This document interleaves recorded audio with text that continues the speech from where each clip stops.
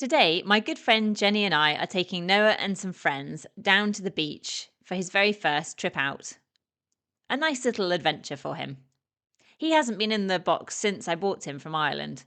And recently, he hasn't been doing very much, just been hanging out in the field, learning through osmosis. The beach is just a short drive from my home, which is fantastic, but I've actually parked a couple of miles away so that we have a little ride to get warmed up and settled in before we go down on the beach. So it's not all eyes out on stalks from the very first moment. I've brought with me Evanos, Comet, and Barney. So Jenny's going to ride Evanos and lead Barney, and I'm going to ride Comet and lead Noah. First of all, we've got to get tacked up and booted up. Jenny tacks up while I put all the boots on. It's a great opportunity for Noah to learn that when he comes out of the box, just to stand there and be chilled, because it does take me a minute or two to put all of the boots on the ponies.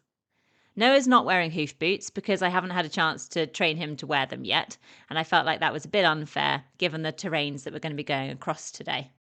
I've asked Jenny to go up front with Evanos and Barney. Evanos is very much my lead gelding, my bossiest gelding in the herd, and Barney would probably be my bravest. So, with them up front, it's a great way for Noah to learn to slot in behind and not necessarily feel like he has to be in front. And if you imagine for a young stallion, it's actually harder to go behind and follow along all those bottoms really close than it is to be in front. So, I want him to be able to do both jobs. So, to be comfortable sat in behind and not feel like he should be trying to interact with the ponies or horses in front of him, and also be able to go in front at a later stage. So I've set him up to start like this so that he thinks it's perfectly normal to just follow along behind some other horses in a relaxed way.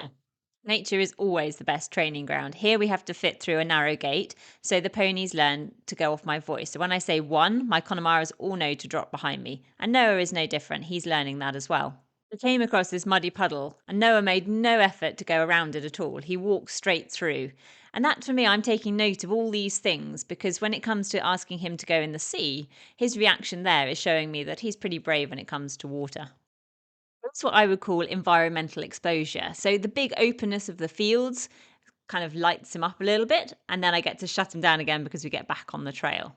Here's our first challenge, down over the pebbles. And he's just copying the other horses. He's not having to be brave, he's just doing what they do. And he has actually been across pebbles before. The first beach I took him to, the day I picked him up, had a few little pebbles. They weren't as challenging as that, but he has seen them before. I love how relaxed he is. I mean, he's so chilled. He's super soft on the head collar, and you can't really ask for much more than that. So, what we decided to do was walk along, wanted to make sure that I feed that side of him. And then I said to Jen, let's have a little trot. And what I'm actually looking for here is for him to stay in that relaxed, calm state. I want him to do what the others do. That's the power of the herd. So he doesn't want to be the red sock and the whitewash. He wants to do whatever they're doing. So by using them and their calm approach to things, I can then train him.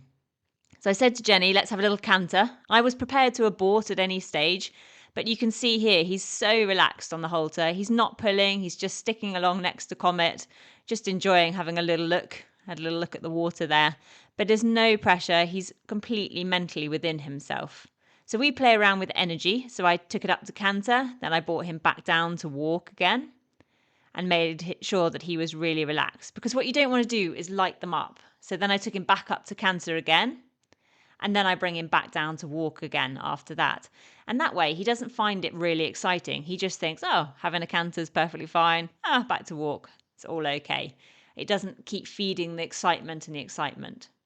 Then I thought it'd be nice to have a cool off. It was actually a very warm day, so we took him in the sea. Because I saw how he was with that muddy puddle, I felt confident just to take him in straight into the water. Now, Comet isn't a massive fan of the water. He's one of those ponies that will just do it because you asked him to. If you let him go on the beach, he would never go in the water. He's quite happy not to. But his strengths lie in, obviously, he's a fantastic escort and has led many a young horse down across the beach before.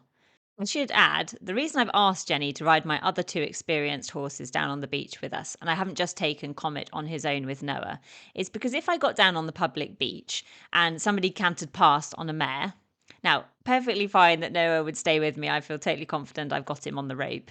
But emotionally, Comet isn't enough in his own right to stop Noah from then thinking about that mare.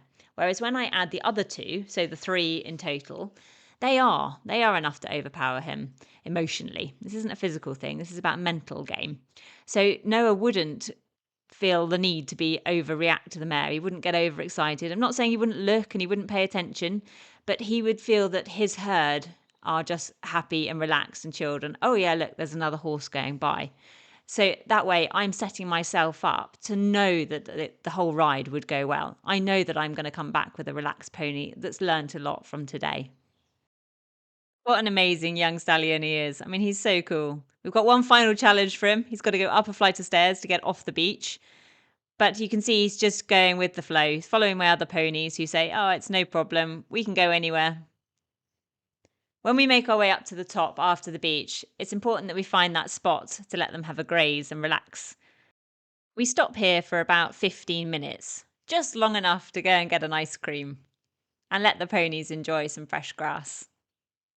This part by the cafe and car park is always a lot busier. And I think it's actually quite nice for them to graze there whilst there's sort of more commotion going on, because they can just keep their head down and eat and don't feel the need to sort of look up and over focus and over worry about all the busyness.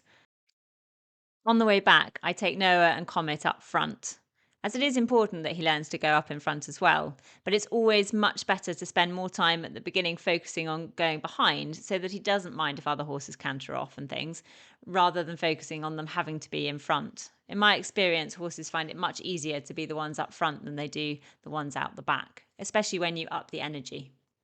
As we get back to the trailer, I like the ponies to tie up again and relax, and they just stood there for 5-10 minutes before we moved off. Just enough time for me to give them all a little bit of fresh grass as a treat.